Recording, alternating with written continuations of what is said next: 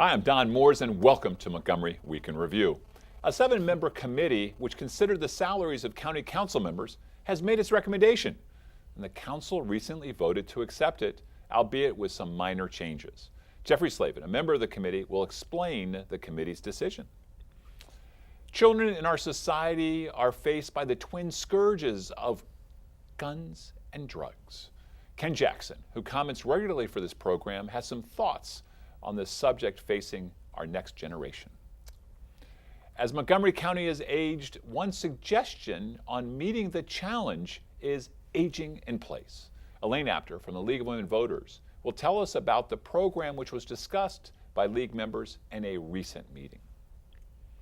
The Montgomery County chapter of the NAACP recently held the first of 4 town hall meetings to discuss healthcare, education, public safety, and the economic well-being of our county, poor, rich, and everybody. Greg Wims, a past president of the NAACP chapter and the founder of the Victim Rights Foundation, will tell us what happened. Jeffrey Slavin. Don, good to see you. How are you? Great. It's great to see you too, Your Excellency, the mayor of Somerset and leader in our state's efforts at municipalities and all the towns and cities. You were asked to come in by the council, independent commission, to help determine what should be the salary structure. Sounds like Correct. an easy subject. Correct. Well, I thought it was easy because the 7-member bipartisan committee came up with recommendations which were all ultimately accepted by the council, except for the salary for the council. Okay, except for the salary, which is what you were there to decide. Well, we were to recommend for the county executive, Okay. state's attorney, sheriff, but the council salary was the controversial one, and we recommended a large increase Right. to $125,000.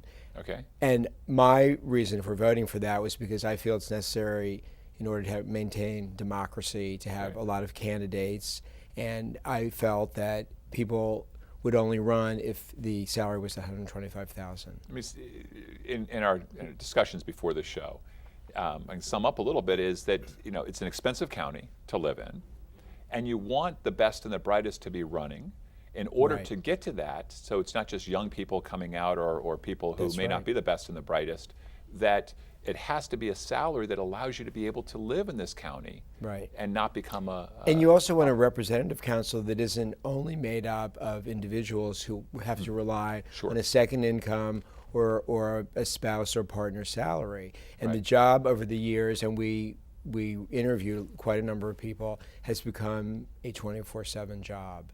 It's a full-time job. We have, $4 or $5 billion of a budget. We've got over 1 million people and only 9 people who are working on this. And they're making they're a powerful body making important decisions. And even the Taxpayers League supported the salary. I just want to ask, we know that it is a full-time job in actuality, but by statute or whatever, is it part-time? Yes, it's considered part-time. Do you think that will change? Was that part of the recommendation to make it officially that it is? No, our charge was only to recommend the salaries. That would have to be the Charter Review Commission.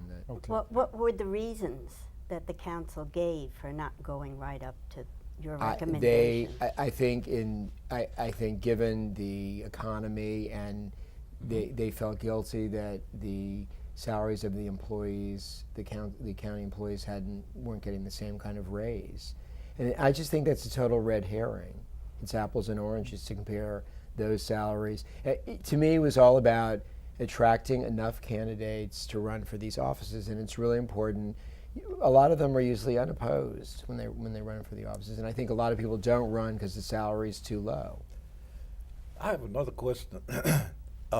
Obviously, for some reason, members of the council got cold feet about this thing, and they wanted to make some changes. Now, is it really because they thought that you could continue to attract all the people you wanted at the salaries that are offered, or was it that they were hearing noises from the community that says that it's too much? Well, I think there was a lot of bad press, but when the committee's recommendation turned into a bill, the public hearing, there was no members of the public that came and testified against the recommendations of our committee. And our committee is an independent committee, And this is the first time in history that the committee's recommendations weren't accepted completely by a council. I'm going to admit something. I'm going to admit something to you. I am not an avid reader of all the news stuff that comes out. There's so much of it, there's no way I can absorb it, especially since I belong to that generation that we're talking about today also. But it seems to me that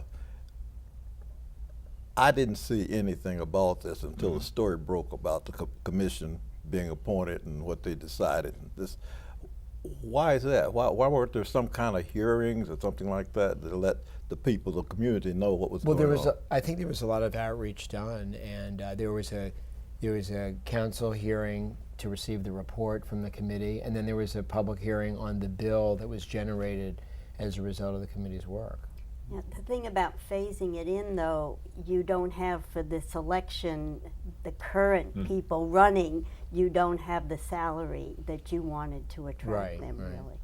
So, and it was bipartisan committee and the recommendations were also ironically supported by the Taxpayers League. So, I wish the council had had the courage to vote for about that 50 seconds. salary. Look, just so the bottom line is it will be phased in over 4 years. So Correct. So and starting January, the first year starts. The first year of the new council in 2015. Okay. 30 seconds left. Jeffrey, you're so involved in so many things. Governor's race, Maryland, do you want to make any comments about that, where we are right now in October? Well, there's a lot of interesting stories coming out this week about my candidate, Doug Gansler, so stay tuned. Okay. Somerset, great shape right now. Yes, and we had a beautiful story in the Washington Post this week that I got lots and lots of responses to. Perfect. Very exciting. Fantastic. The little village that could. Yes. Little town. Yes, Thanks, definitely. Jeffrey. Thank you very much. Yes. Sir, Well, what are we talking about today? We're talking about our pressures kids. on the We're talking kids. about our kids. All the other stuff is fluff, because after all, when you think about it, they are going to be the generation that rules after we move on. Sure. Either pass on or just move on. That means then that we need to emphasize what we're telling them and really allowing them to do as kids growing up.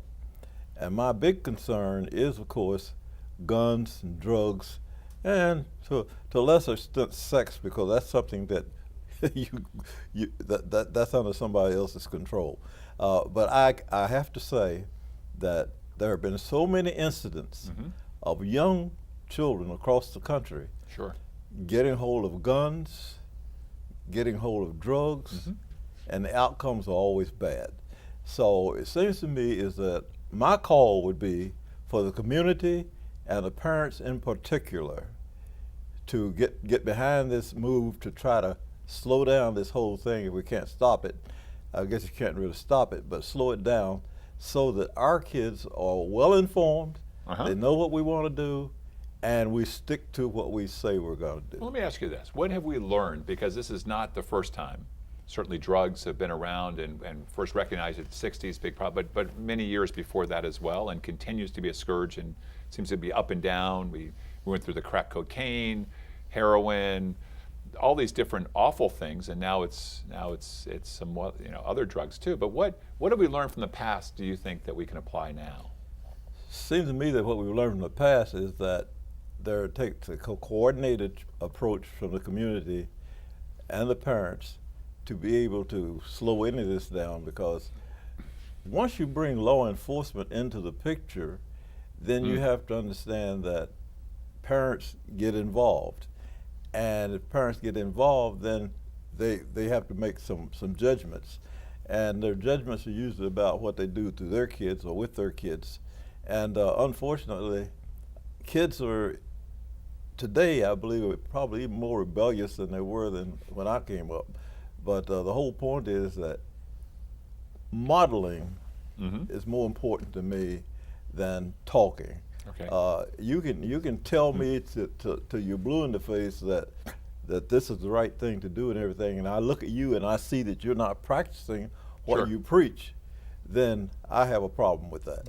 Well, Ken, I agree with you 100%. And as I watch the news like you do, we see more and more kids becoming violent, not only just with the guns and drugs, but even bullying to an extent that you've seen that some young people commit suicide. Right. I think Or they go home and get a gun and go after who they think is bullying them. Right, Right. absolutely.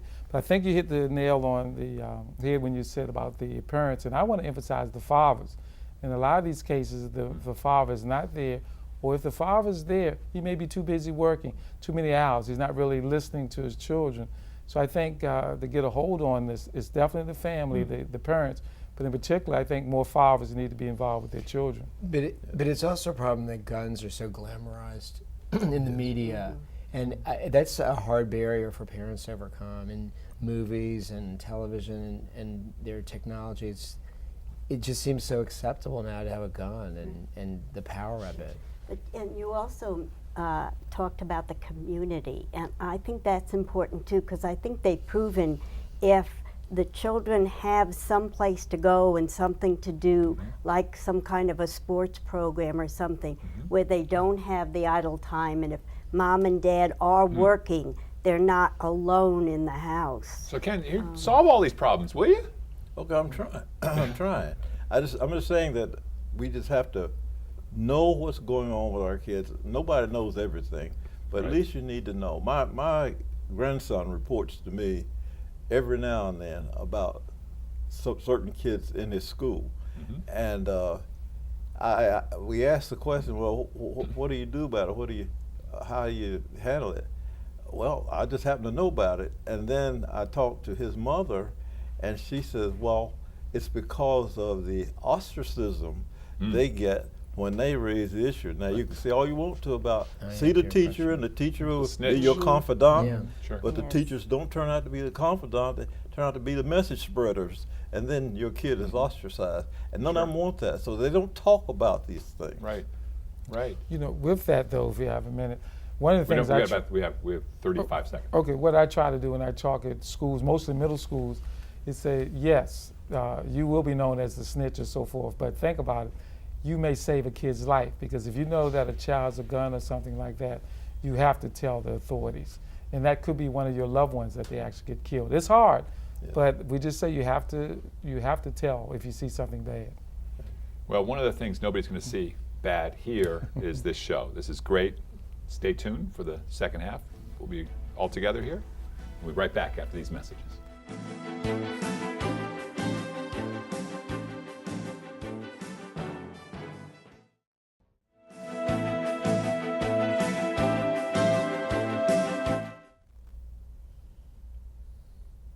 And we're back. Elaine Apter, welcome back. Thank you. It's good to be here. We've talked about so many different subjects with you, the League of Women Voters, engaged in everything from immigration, education policy, government, and everything else.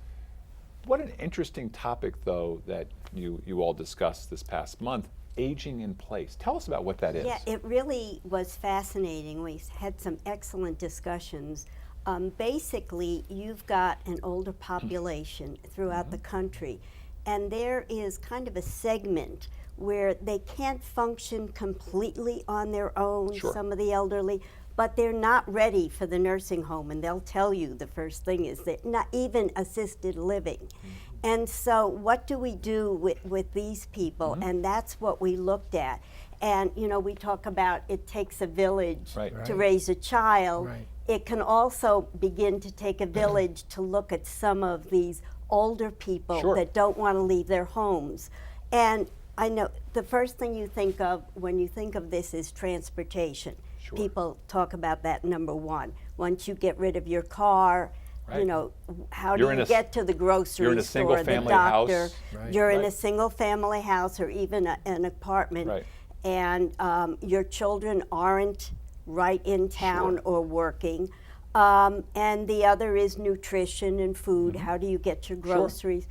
And safety. But one of the interesting things was the number one problem that we spoke about was loneliness. Most of these people live alone, and they can cope, but they are lonely. They have nobody to speak to. That television goes all the time. So they're viable people. So the idea is get them out to a community center, get them to some functions. Let me ask you before you open it up. Sure. It seems to me that in many of the communities in Montgomery County, and Jeffrey is a leader of one of them. We have a this- program in our right? town. Yeah, But I was and we gonna have go. all these neighborhoods, and one of the issues in Montgomery County is that most of the county is unincorporated. So there isn't a core infrastructure. But within the neighborhoods, say mine, I'm in Bethesda. We have a number of elderly people. What are some ideas about how we can have a community, a village? Okay, there are two groups. One is called the Villages, Right. and it's throughout the country, and it started in Boston. I think it was Okay. Beacon Hill. And each one is organized differently, but what it is a small area, like there's one in Olney, and people organize and get Wait, together. I don't think anybody's ever called Olney a small area. Oh, well, I mean, okay, that's- population. Seems like a quarter of But it's a small part of county. It's a small, yes. Oh, Small okay, part of okay. Olney. Not the whole of Olney. Okay. Okay, and people get together and organize this group and say, well, what do our seniors need? Sure. And maybe we can provide trips to the doctor or to the grocery store, or even to a child, a daughter and her son. Sure. See that they have nutrition, that they can get food. And then the loneliness, maybe even call them every day. Sure. And so they have programs. Some are extremely organized, others are a little more flexible. Yeah. I wanted to ask, because we were talking about young people and especially those maybe who get in trouble. So is there a model anywhere where if it's a teen club or whatever, where young people can maybe talk with or visit or do something with seniors? That is a wonderful thing. Also, that seniors can go and help with read in the schools and things. Okay. But the teen clubs, yes, and they have grandmother programs and grandfather programs, which are wonderful. There's also the second one is NORCs, and it's Okay. naturally occurring retirement areas, Okay. which would be, some of yours, Right. where the group get together, even changing a light bulb for somebody. Oh, sure.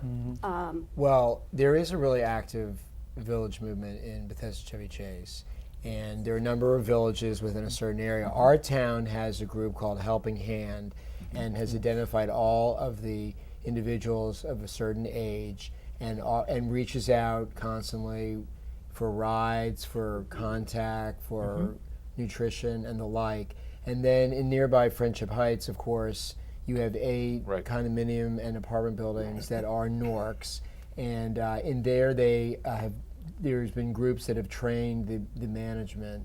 You know, those are private buildings, but the groups have come in and train the managers in how to deal with a large aging population. As we all know, Montgomery County, that's the fastest growing segment in our Yes. county. So this is very important that we talk about We've this. got time for a last word. This has Well, gone by way I so think fast. it's great that we're looking at it. We realize what's going on, and there are solutions out there, Okay. and that's what we want to see. And the government Montgomery County can help us out too with housing and Right. preparing. Okay.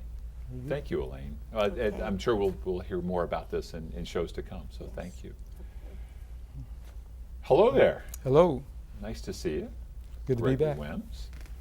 We're wearing our past president of the NAACP hat Yes. and talking about some NAACP initiatives, but I never want to miss an opportunity to can credit you and applaud you for the Victim Rights Foundation, all the great work that you continue to do. And unfortunately, the need for that work continues, and thank goodness you're here. But let's talk about what the NAACP has been doing.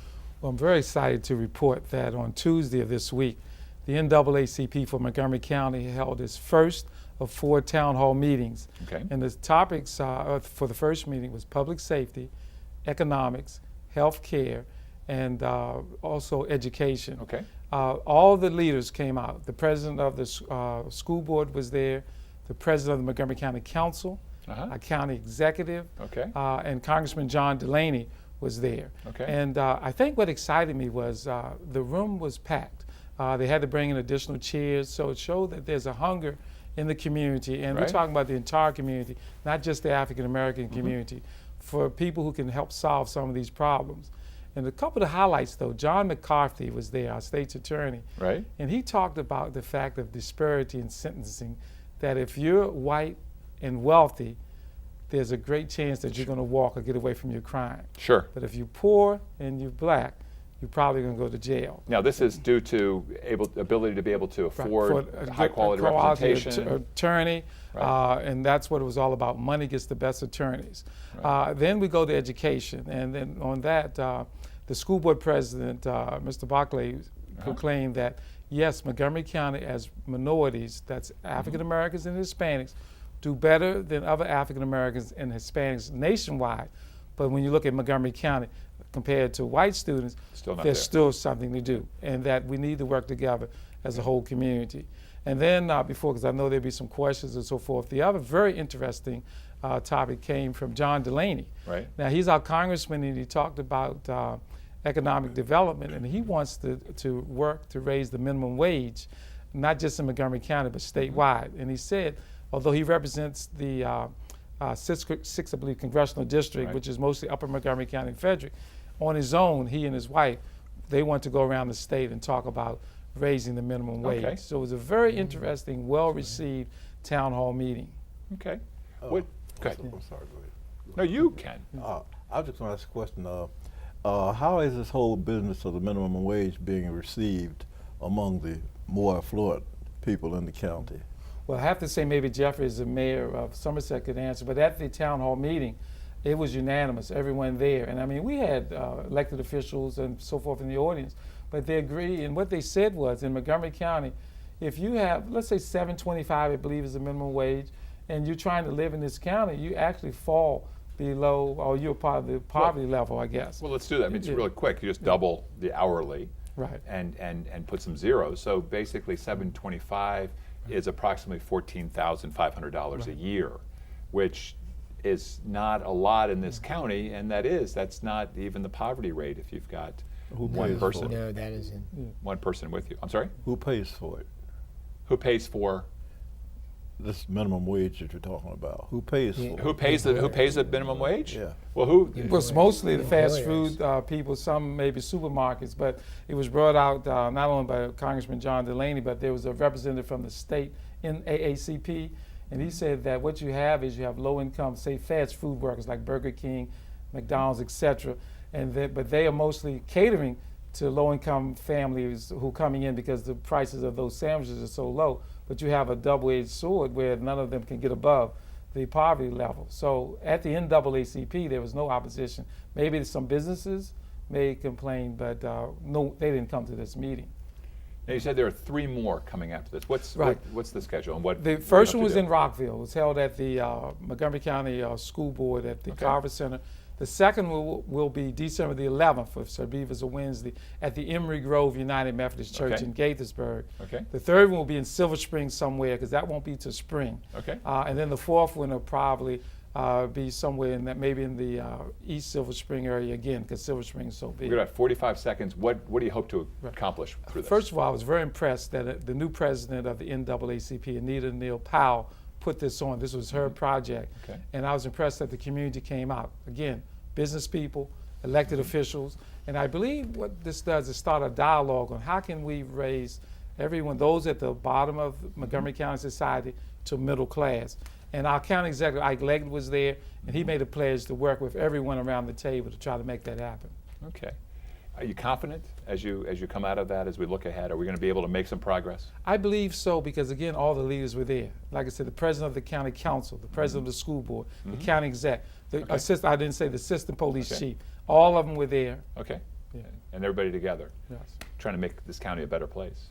Just like I think all of us, when we come together on Montgomery Week in Review. I want to thank you for being here, and I want to thank all of you and the viewing audience for joining us for this week's edition of Montgomery Week in Review. I'm Don Moores, inviting you to please join us next week at this very same time.